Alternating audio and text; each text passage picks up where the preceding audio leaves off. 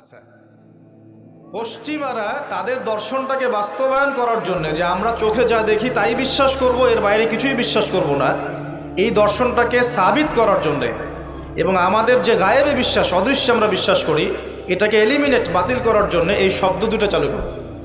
যখন আপনি বলবেন আমি বিনা বাক্য ব্যয়ে আল্লাহকে বিশ্বাস করি, মালায়েকা বিশ্বাস করি, নবী রসুল বিশ্বাস করি, পরকাল, কবর, আযাব, জান্নাত, জাহান্নাম সব বিশ্বাস করি, তারা আপনাকে বলবে আপনি ধর্মান্ধ। কারণ আপনি অন্ধভাবে বিশ্বাস করছেন। তো আপনি অন্ধভাবেই বিশ্বাস করছেন। তো আপনি কি প্রমাণ করতে পারবেন জিন জাতির অস্তিত্ব? আপনি কি ল্যাবরেটরিতে বসে বসে, আমরা যে ফিজিক্স, কেমিস্ট্রি, বায়োলজির ল্যাবরেটরিতে করেছি না প্র্যাকটিক্যাল, এই প্র্যাকটিক্যাল কাজগুলোর মধ্য দিয়ে কি আপনি আত্মার অস্তিত্ব প্রমাণ করতে পারবেন নাকি? যারা হার্ট স্ট্রোক করে মারা যাচ্ছে, হচ্ছে না, আমরা কি বলছি, হৃদযন্ত্রের ক্রিয়া বন্ধ হয়ে মারা গেছে, ইন্না লিল্লাহি ওয়া ইন্না ইলাইহি রাজিউন, মাইকিং করে বেড়াচ্ছে, তাই না? তো হৃদযন্ত্রের ক্রিয়াটা বন্ধ হলো কিভাবে?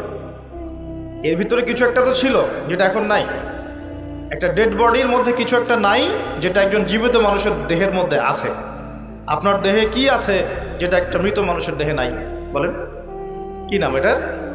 এই রুহটা কি পশ্চিমারা কি বিশ্বাস করাতে পারবেন? গিলাতে পারবেন? গিলাতে গেলে বলবে আপনি ধর্মান্ধ। কথা বোঝার চেষ্টা করেন কেন তারা শব্দগুলো ছড়িয়ে দিয়েছে। আর যখন আপনি এই মৌলিক বিষয়গুলো মেনে চলবেন তখন আপনাকে বলবে মৌলবাদী হয়ে গেছে। অথচ এই মৌলিক বিষয়গুলো মেনে না চললে কিন্তু আপনি মুসলিমই হতে পারছেন না। কেউ যদি আত্মায় বিশ্বাস না করে, জিন জাতিতে বিশ্বাস না করে, আপনার আল্লাহ অদৃশ্য বিশ্বাস না করে, আখেরাত অদৃশ্য জগৎ বিশ্বাস না করে, জান্নাত, জাহান্নাম, কবর, আযাব, মিজান, পুলসিরাতে বিশ্বাস না করে, সে কি মুসলিম হতে পারবে কিনা বলেন দেখি এবার। তাহলে মুসলিম হতে হলে আমাকে আল্লাহর কথা, আল্লাহর বাণীকে চোখ বন্ধ করে বিশ্বাস করতেই হচ্ছে। কোনো কোনো ক্ষেত্রে আল্লাহ পাকের আদেশের সামনে আত্মসমর্পণ করতে হচ্ছে বিনা বাক্য ব্যয়। এক্সাম্পল দিচ্ছি, এই যে ইব্রাহিম আলাইহিস সালামের ছেলেকে বলেছিলেন, আল্লাহ পাক বলেছিলেন, যার ফলশ্রুতিতে আমরা ঈদুল আজহা পালন করি না।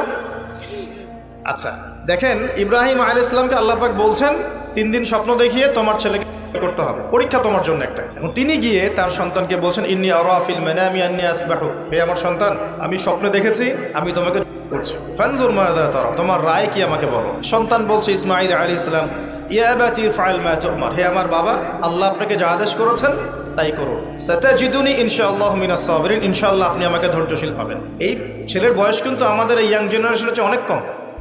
যে জেনারেশন রাত 3টায় অ্যালার্ম দিয়ে যে আর্জেন্টিনা খেলা দেখতে ওঠে, এই জেনারেশনের চাইতে ইসমাইলের বয়স কিন্তু অনেক কম। তার বয়স তখন হয়তো 10 বা 12 বা 14। কি শিক্ষা দিলেন তার পিতা, তার মা তাকে, যে আল্লাহর আদেশের সামনে জীবন দিতেও তার কোনো পরোয়া নাই।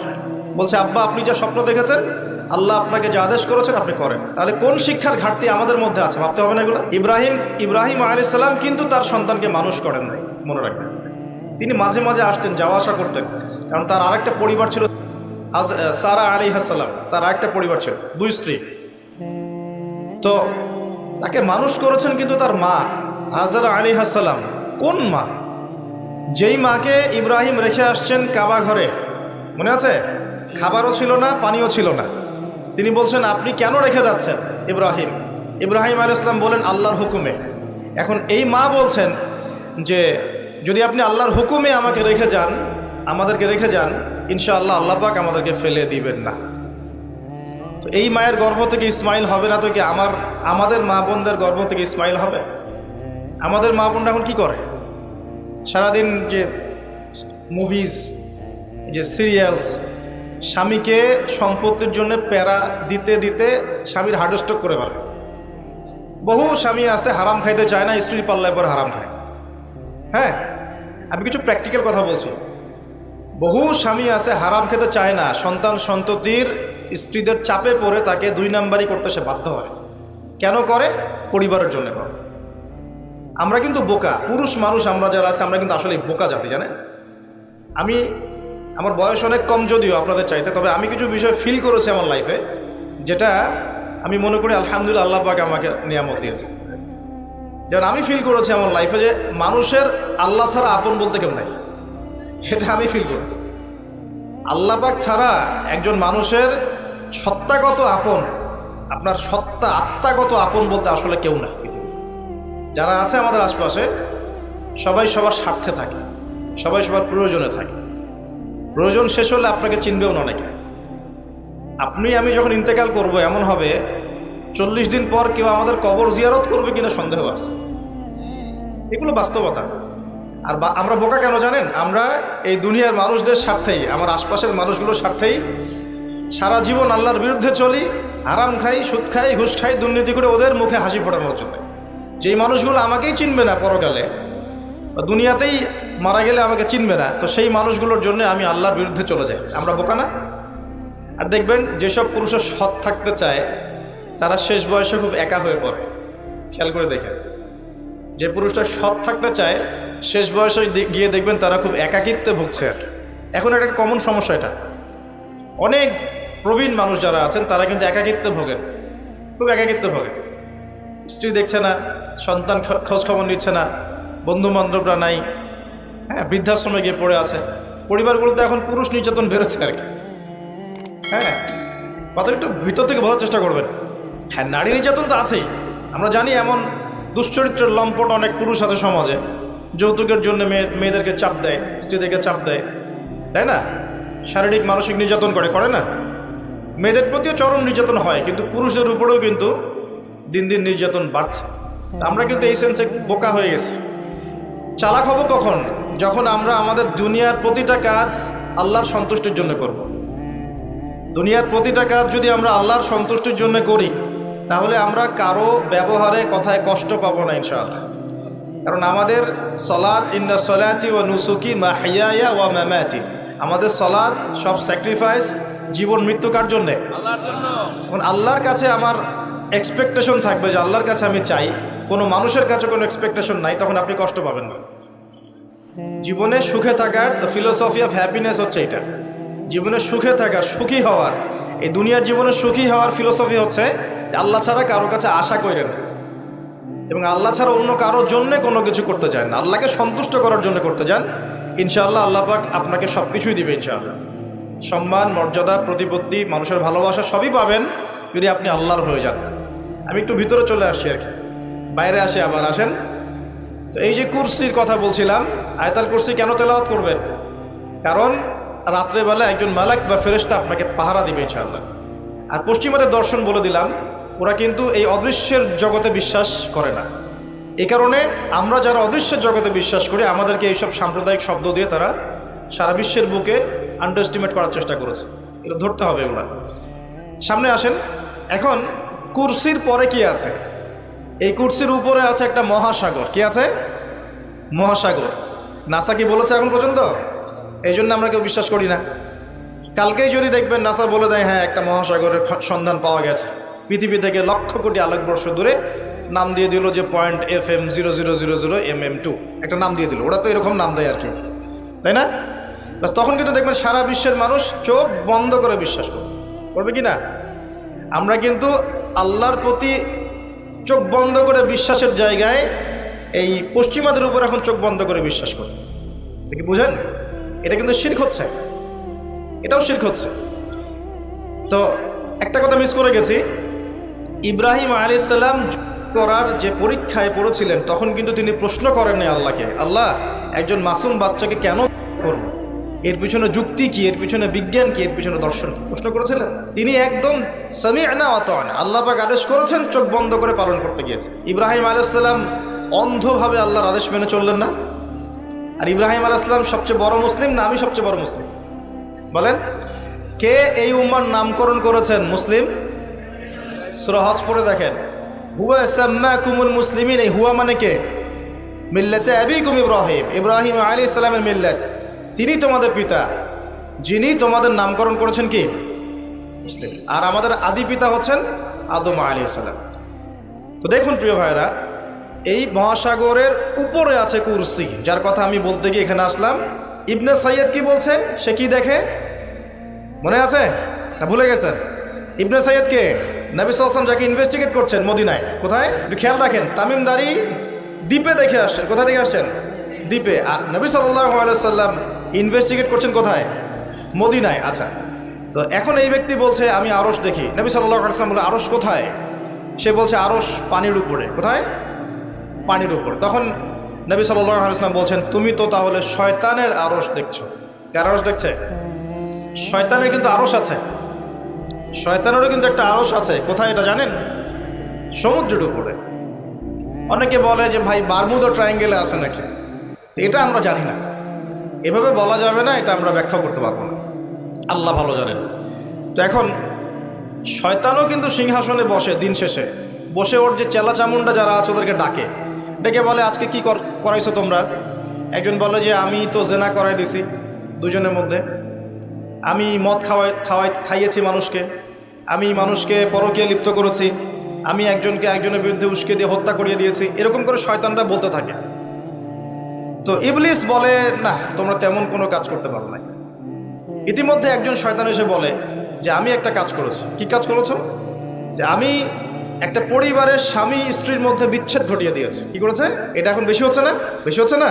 আপনারা খবর রাখেন না মনে হয়, পড়াশোনা করে দেখেন, প্রতি 3-4 মিনিট একটা ডিভোর্সের ঘটনা ঘটে, প্রতি 3-4 মিনিটের মধ্যে। এবার শয়তান তাকে ডাকে, এদিকে আসো, তুমি একটা কাজের কাজ করেছো। তখন নিজের গলার যে মালা বা যেটা আমরা গোল্ড মেডেল বলি, অ্যাওয়ার্ড যেটা বলি, এটা তার গলায় সে পরিয়ে দেয়, দিয়ে বলে তুমি একটা কাজের কাজ করেছো। তার মানে আমরা বুঝতে পারলাম শয়তানের কাছে সবচেয়ে বড় একটা মিশন কি? পরিবারগুলোকে ধ্বংস করে দেয়। খুব সতর্ক থাকতে হবে আমাদের সবাইকে। আল্লাহ পাক আমাদের সবাইকে ধৈর্য দান করে নেন। আর পরিবার টিকে থাকে ধৈর্যের উপরে। আরেকটা বিষয় বলে দেই, স্বামী স্ত্রীর মধ্যে, যুবকরা এটা উপকৃত হবেন ইনশাআল্লাহ, স্বামী স্ত্রীর মধ্যে শুধুমাত্র ভালোবাসা পরিবার টিকানোর জন্য যথেষ্ট না। স্বামী স্ত্রীর মধ্যে ভালোবাসার চাইতেও বেশি প্রয়োজন হচ্ছে একে অপরের প্রতি বিশ্বাস। কি দরকার? বিশ্বাস না থাকলে ভালোবাসা টিকবে না। প্রয়োজন একে অপরের সম্মানবোধ, একজন একজনের সম্মানটা যেন বোঝে, এবং আনুগত্যের প্রয়োজন আছে।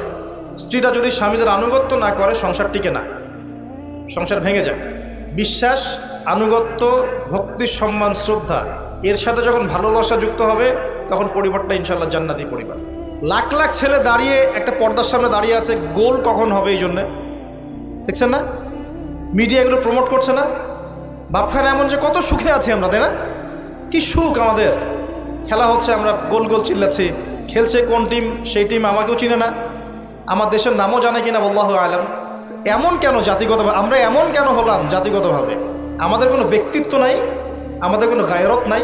আমাদের তো যুদ্ধের হিস্ট্রি আছে, আমাদের বীরত্বের হিস্ট্রি আছে, আমাদের ভাষা আন্দোলন হিস্ট্রি আছে। দেশের কনসেপ্ট বাদ দিয়ে ইসলামের কনসেপ্টও যদি বলেন, আমরা তো তারেক বিন জিয়াদের উত্তরসূরি, বিন কাসিমের উত্তরসূরি, খালেদ বিন ওয়ালিদ, উমর ইবনুল খাত্তাবের উত্তরসূরি। আমাদের কোনো গায়রত নাই। যদি আমি একা একা সকালবেলা উঠে ফজরের নামাজের পরে এই মাঠটাকে 10 রাউন্ড দেই, এটা আমার জায়েজ না? না জায়েজ? জায়েজ। এখন আপনারা 10 জন 20 জন, দুটা টিম হয়ে গেলেন। আমি তো টুকটাক খেলাধুলার মধ্যে ছিলাম, টিম হয়ে গেলেন, এখন আপনারা খেলছেন ফুটবল, 1 ঘন্টা আধা ঘন্টা খেলবেন, জায়েজ না? না জায়েজ। কিন্তু এই খেলাটাকে টেলিকাস্ট করে আপনি হাজার হাজার মানুষের সময় তো নষ্ট করতে পারেন না, হায়াত তো নষ্ট করতে পারেন না। এই খেলাকে কেন্দ্র করে তো জুয়ার আসর বসাতে পারবেন না আপনি। এটাকে কেন্দ্র করে আপনি lakh lakh billion billion dollars খরচ করতে পারবেন না তো। অথচ আপনার পাশেই প্রতিবেশী রাষ্ট্র না খেয়ে মারা যায়, আমাদের পাশেই মিডল ইস্টের পাশেই প্রতিবেশী রাষ্ট্র না খেয়ে শিশুরা যাচ্ছে। প্রতিবেশী না খেয়ে থাকে, আমি পেট ভরে খাই, আমি মুমিন নাকি? প্রতিবেশী না খেয়ে থাকে আর আমি পেট ভরে খাই, আমি কি মুমিন নাকি? আর সারা বিশ্ব এই দিকে মানুষকে ফোকাস করে রেখেছে, বিশ্বের একটা অংশ এই দিকে ফোকাস করে রেখে তাদের এজেন্ডাগুলো ঠিকই বাস্তবায়ন করছে না। তো রমজান মাস আসে, দেখবেন রমজান মাস যখনই আসে দেখবেন যে নির্যাতন বেড়ে যায় উম্মার উপর। যে সময়ে উম্মার ইকোনমিক অবস্থা ভালো না, সামরিক অবস্থায় তাদের মুখাপেক্ষী হয়ে থাকতে হচ্ছে, যে সময় আমাদের ভিতরে পলিটিক্যাল বিরোধগুলো দেখা দিচ্ছে, আমরা ইউনাইটেড হতে পারছি না, যে সময় যুব সমাজরা মাদকে আসক্ত হয়ে আছে, পর্নোগ্রাফিতে আসক্ত হয়ে আছে, দিনের ইলম কালাম অর্জন করছে না, নামাজ ঠিক মতো পড়ছে না, কুরআন তেলাওয়াত করা শিখছে না, যে সময়ে ইভেন আলেম ওলামাদের মধ্যে ঐক্য দেখা যাচ্ছে না, যে সময়ের মধ্যে আমরা পরিবারগুলোর ভাঙন দেখতে পাচ্ছি, আমাদের পরবর্তী প্রজন্ম কোন পরিবেশে বড় হবে সেই নিশ্চয়তা দিতে পারি না। এই সমাজটা পরিবর্তনের দায়িত্ব আমাদের কারো ঘাড়েই নাই। শুধু কি পলিটিশিয়ানদের দায়িত্ব? শুধু কি প্রশাসনেরই দায়িত্ব? আমাদের সবাইকে নাকে তেল দিয়ে ঘুমানোর জন্য পৃথিবীতে আসছে। এই যুব সমাজ তো জানেই না, বোঝেই না ওদেরকে কি কারণে এই পৃথিবীতে পাঠানো হয়েছে। সে যে মুসলিম, তার যে দায়িত্ব কর্তব্য আছে, আল্লাহ পাক যে তাকে সৃষ্টি করেছেন তার ইবাদত করার জন্য এবং আল্লাহর জমিনে দিনটার প্রচার প্রসার ঘটানোর জন্য, তার কোনো ফিকির আছে? একটা পর্দার সামনে দাঁড়িয়ে সে আধা ঘন্টা 1 ঘন্টা 1.5 ঘন্টা সময় নষ্ট করে ফেললো, তার ফিজিক্যাল কোনো উপকারও কিন্তু নাই। আছে? কোন জায়গায় আপনি বাচ্চাকে রেখে যাচ্ছেন চিন্তা করে দেখেন একবার। একটা ছোট্ট বাচ্চার ইজ্জতের কোনো গ্যারান্টি পাচ্ছি না আমরা। মানুষ কোন জায়গায় চলে গেছে দেখেন, মাদক অ্যাভেলেবল হয়ে গেছে, পর্নোগ্রাফি দেখে না 5% ছেলেও পাওয়া যাবে না এখন। আর যারা দেখে ভিতর থেকে এরা পশু হয়ে গেছে। এর কাছে একটা বাচ্চাকে দিলেও সে রেপ করে রেখে দিবে। চিন্তা করে দেখেন না, বিগত 50 বছরে ধর্ষণের সংখ্যা বেড়েছে না কমেছে? কি পরিমাণ বেড়েছে? বেড়েছে কি পরিমাণে? পর্নোগ্রাফির পরিমাণটা কি পরিমাণ বাড়ছে? মাদক কি পরিমাণে বেড়েছে? এখন এই দায়িত্ব তো শুধু প্রশাসনের না, শুধু পলিটিশিয়ানদের না, আমাদের সবার দায়িত্ব আছে তো। আমরা যদি যার যার জায়গা থেকে দায়িত্ব পালন করতে আজকে পিছুপা হয়ে যাই, বিশ্বাস করেন আগামী 10-20 বছর পরে আমাদের সন্তানরা একটা ভয়ঙ্কর বিশ্ব দেখবে আসে। এমন একটা বিশ্ব দেখবে যার দুঃস্বপ্নের মতো কল্পনাই করে নাই। আল্লাহ আমাদেরকে বোঝার তৌফিক দান করুন। আমি হয়তো কিছুটা ইমোশনাল হয়ে বেশি কথা বলে ফেললাম, ভুল ত্রুটি হলে মাফ করবেন। সামনে আসেন। আমি বুঝাচ্ছিলাম যে এই 3টা জায়গা থেকে বের হবে এবং তার সাথে জয়েন হবে কারা? এবং এক শ্রেণীর নারী যাদেরকে আপনি ঘরে রাখতে পারবেন না। উদাহরণ যদি এত দূর চলে গেছে। আরেকটা জায়গার কথা আসছে যে বের হবে শাম এবং ইরাকের মাঝামাঝি একটা রাস্তা থেকে। শাম মানে হচ্ছে জর্ডান, লেবানন, এই যে পুরো কন্টিনেন্টটা আছে এটার নাম শাম। কি নাম? শাম, সিরিয়ার মধ্যে।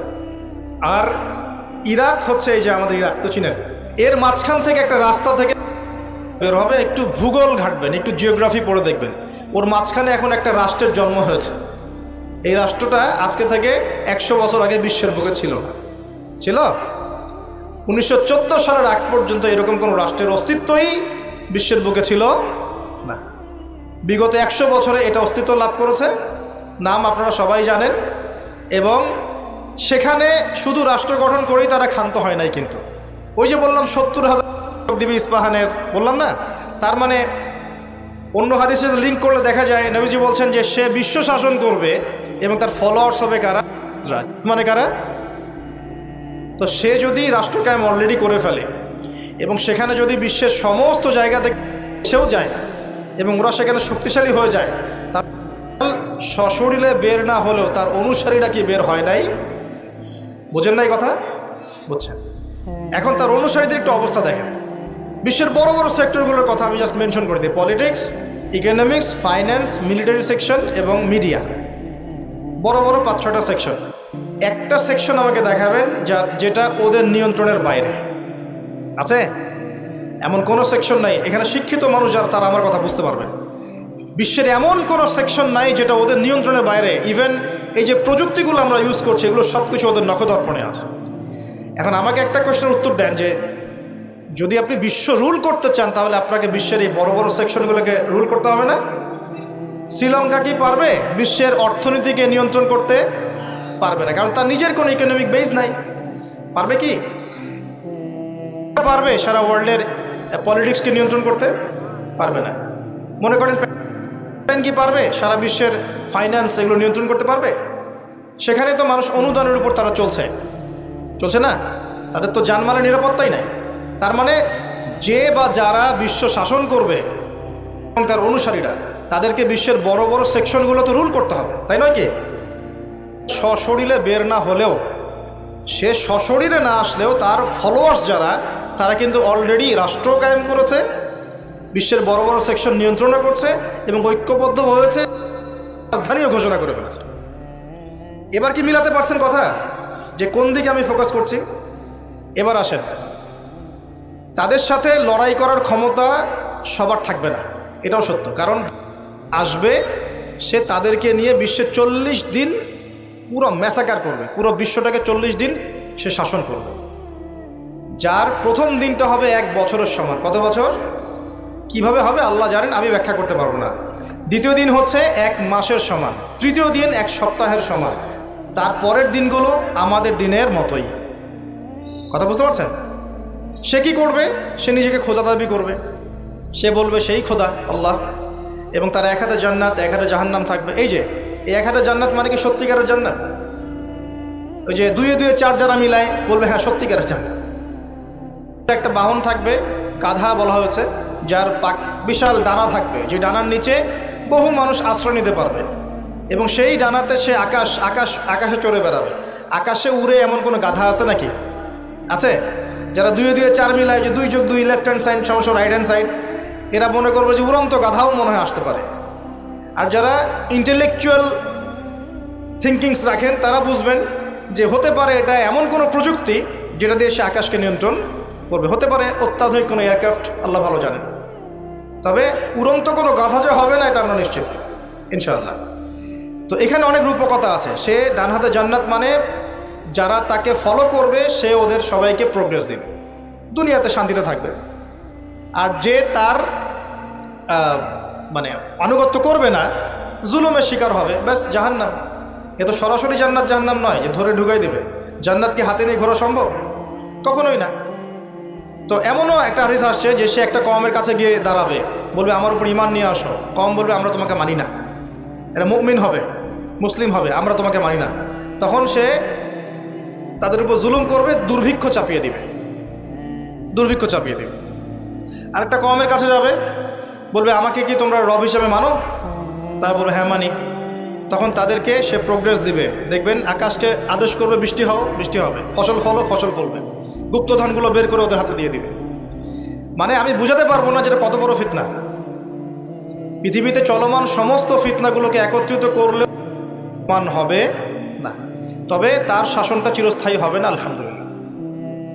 তার এবং তার ফলোয়ার্সদের শাসনটা চিরস্থায়ী হবে না। তারা যে মনে করে বসে আছে যে এই হচ্ছে সত্যিকারের, সে সত্যিকারের সত্যিকারের কে তারাই করার চেষ্টা করেছিল। তার নাম কি? ঈসা আলাইহিস সালাম। তিনি হচ্ছেন সত্যিকার। আল্লাহ পাক তাকে উঠিয়ে নিয়েছেন, তাকে আল্লাহ পাক নামাবেন দামেস্কে, এবং তার হাতেই এই মিথ্যা মাসিহের মৃত্যু লেখা আছে ইনশাআল্লাহ তাআলা।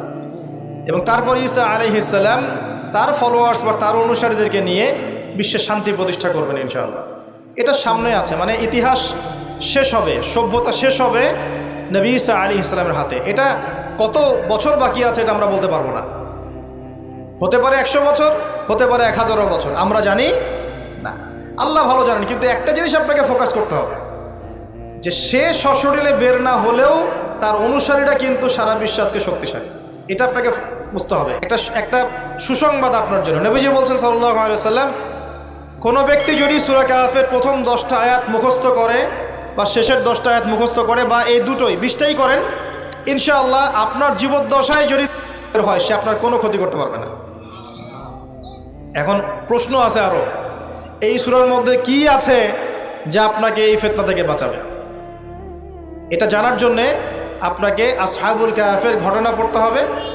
ওই যে 9 জন যুবকের কথা বলেছিলাম, 309 বছর ঘুমিয়েছিল, আল্লাহ পাক আবার ঘুম থেকে উঠিয়েছেন। ডিটেলস বলার সময় নেই, বাসায় গিয়ে পড়বেন।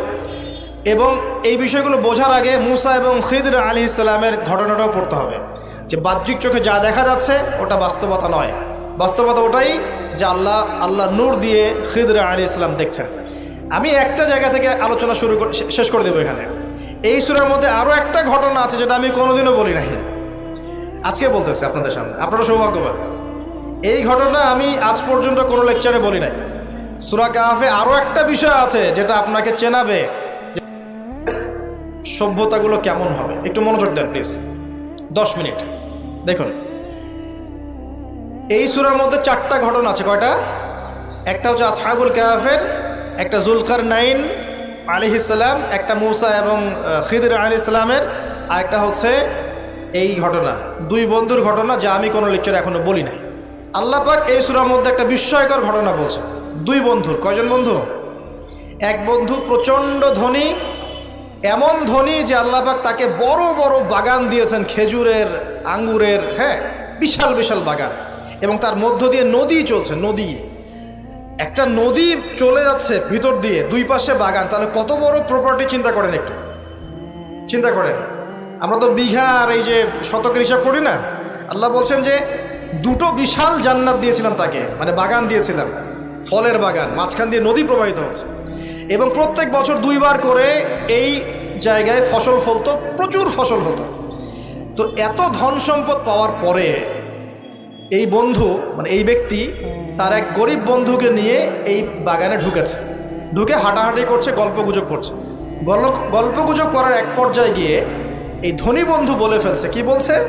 সে বলছে যে আনা আকসারু মিনকা মালা ওয়া আ'আসু নাফারা।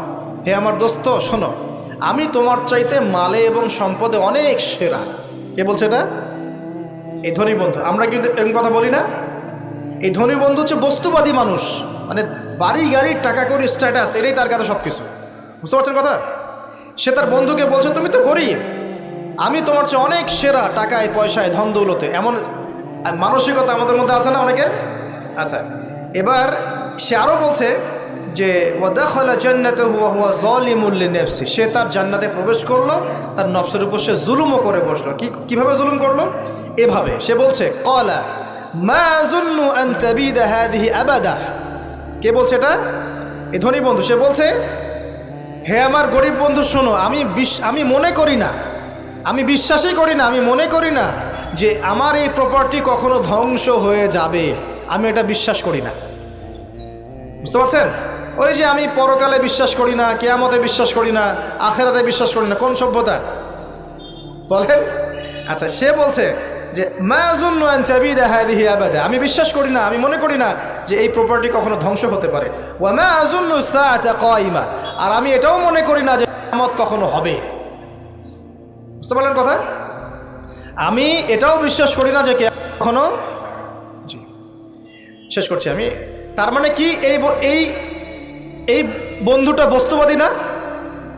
সে পরকালে বিশ্বাস করে না, কিয়ামতে বিশ্বাস করে না। সে তার ধন সম্পত্তির মোহে এত আসক্ত হয়ে গেছে যে সে মনে করে যে এটা কখনো আমার থেকে যাবে না। এমন চিন্তা আমাদের মধ্যে আছে না? এই চিন্তাটাকে আধুনিক পরিভাষায় বলা হয় মেটেরিয়ালিজম। কি বলা হয়? মানে বস্তুবাদ। মানে কি বস্তুবাদ? মানে ভোগবিলাস, বাড়ি গাড়ি, টাকা পয়সা, মত্ত থাকা, পরকাল বলে কিছু নাই। এই যে মেটেরিয়ালিজম। এখন এই বন্ধুটা বলছে, গরিব বন্ধু, একটু মনোযোগ দেন প্লিজ। এই বন্ধুটা বলছেন, গরিব বন্ধু, যে ক্বালা লাহু সাহিবুহু ওয়া ইউহাওয়ারু, গরিব বন্ধুটা তাকে বলছে আকাফারতা বিল্লাযী খালাকাকা মিন তুরাব, হে আমার ধনী বন্ধু, তুমি কি সেই সত্তার সাথে কুফরি করছো যে তোমাকে মাটি থেকে সৃষ্টি করেছেন? সুম্মা মিন নুতফা, এরপর তোমাকে মায়ের গর্ভে নুতফা আকারে রেখেছিলেন। সুম্মা সাওয়াকা রাজুলা, এরপর তোমাকে এই পুরুষের আকৃতি দিয়েছেন। তুমি কি সেই সত্তা আল্লাহকে অস্বীকার করছো? মানে অস্বীকার করার মধ্য দিয়ে তুমি আল্লাহকে অস্বীকার করছো কি? ওয়ালাউলা ইয দাখালতা জান্নাতুক, তুমি যখন তোমার জান্নাতে ঢুকলা তুমি এটা কেন বললা না যে লা কুওয়াতা ইল্লা বিল্লাহ, মাশাআল্লাহ, লা কুওয়াতা ইল্লা বিল্লাহ, মাশাআল্লাহ, আল্লাহ পাক কি চমৎকার জান্নাত আমাকে দিয়েছেন, লা কুওয়াতা ইল্লা বিল্লাহ, আল্লাহ ছাড়া কোনো শক্তি সামর্থ্য নাই। এমনটা কেন বললে না?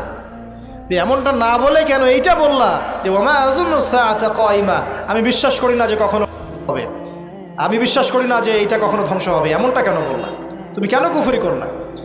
এরপর যেটা হয়েছে, আল্লাহ রাব্বুল আলামিন এই যে বন্ধু, গরিব বন্ধু, তাকে দুনিয়া এবং আখিরাতে বিশাল নেয়ামত দিয়ে দিয়েছেন। আর এই ধনী বন্ধুর জান্নাতটাকে আল্লাহ পাক এক রাতের মধ্যে ধ্বংস করে রেখে দিয়েছে। এক রাতের মধ্যে পুরো জান্নাতকে ধ্বংস। পরের দিন সকালে সে এসে দেখে যে এটা কোন জায়গায় আসলাম, আমার বাগান বাগিচা বলে মনে হচ্ছে না। সে হাত কসলাচ্ছিল এবং বলছিল, কোরআনে ভাবে বলছে, হাত কসলাচ্ছিল আর বলছিল যে হায় আমি যদি আমার রবের সাথে শিরিকটা না করতাম, হায় আমি যদি আমার রবের সাথে কুফরি না করতাম, তাহলে আজকে আমার এই অবস্থা হয়তো হতো না। এই ঘটনাটা ঠিক পরেই আল্লাহ পাক বলছেন ওয়াদরিব লাহুম মাসালুল হায়াতিদ দুনিয়া, হে নবী মুহাম্মদ সাল্লাল্লাহু আলাইহি ওয়াসাল্লাম, তুমি এবার তোমার উম্মতের কাছে দুনিয়ার দৃষ্টান্তটা পেশ করো। দুনিয়ার দৃষ্টান্তটাও ঠিক এরকমই, এই ফসলের ক্ষেতের মতোই। প্রথমে বৃষ্টিপাত হয়, ফসল সবুজ হয়, মানুষ খুব পুলকিত হয়ে যায়, কি চমৎকার ফসল ফলেছে। এরপর সেই গাছগুলো হলুদ হয়ে যায়, তারপর সেগুলো খড়কুটা হয়, চুলায় চলে যায়। এই হয় না? এই গল্পটার সাথে, ঘটনার সাথে দুনিয়ার জীবনে মিল আছে না? এটা কোন সূরায় আছে? কাহফে। আর এই সূরা আপনাকে থেকে বাঁচাবে না? এখানে আপনার হেদায়েত শোনেন। এবং তার অনুসারীরা এবং ওই সমসাময়িক ফিতনাময় যুগে বেশিরভাগ মানুষ বস্তুবাদী হয়ে যাবে, হয়ে যায় নাই?